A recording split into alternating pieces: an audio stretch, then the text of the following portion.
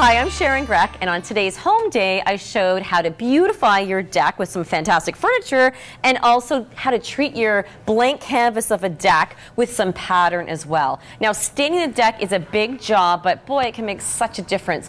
But the most important part, which I can't stress enough, is the prep. I know it's not the fun part, but it's really important, and you're going to do a lot of work. You want to make sure that it lasts for a long time and that the stain's durable, it can handle the water and the UV, so please use a 60 grit or an 80 grit sandpaper. Get a nice big pole sander. You don't have to use a small one by hand.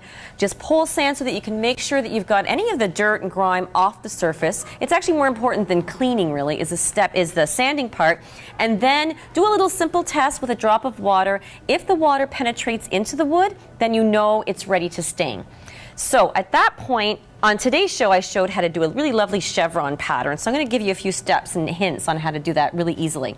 So I picked out a nice color, Fairview taupe. If you've got pressure-treated wood, or even older cedar, I love to bring up that brown tone, like that more neutral brown tone. So there's lots of really wonderful colors in the Arborcoat stain brochure, and we actually show what they look like in semi-transparent, semi-solid, and even the solid is a little bit more like paint. So I wanted to do sort of a two-tone look, and I used Bennington Gray in a semi-solid for the lighter part, and Fairview taupe, which is right here, as the brown.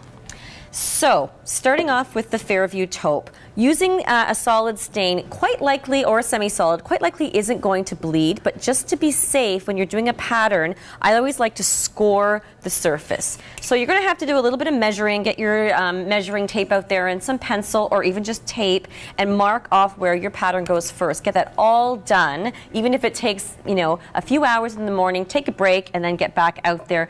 Do the scoring, so just a utility knife. You don't have to go very deep into the wood, but you do want to give a good little mark, like you can sort of see right there, where I've got a nice little groove there. So that'll just stop the stain from penetrating or bleeding underneath.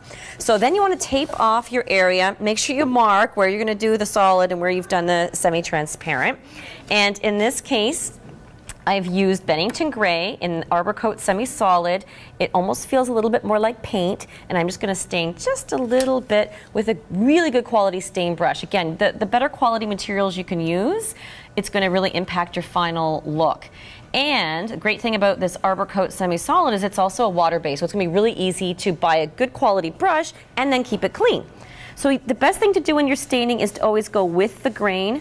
Don't go against the grain. You want to go with the grain, and then that way, since this is, in this case, it's a semi-solid, we'll still be able to see some of the beauty of the natural grain in the wood. Even though it seems like a pain to use a brush, it actually is better to work the product into the grain of the wood. When you use a roller, the problem is the stain often ends up sitting on the surface. So if you use a roller first, always go back over it with a stain brush so that you can, again, just make sure you push that product right into the grain of the wood. When you're ready, pull it off, and you get your nice chevron pattern. So voila, we've got the nice chevron pattern. It's not dry yet, but when it's completely dry, you should use the Arborcoat Protective Clear Coat, and that can go over the entire surface. It's low luster, it's not shiny, but it'll just help to protect it against the elements and certainly the UV, and it acts as a water repellent as well. So for more great home decor ideas, inside and outside, be sure to check cityline.ca.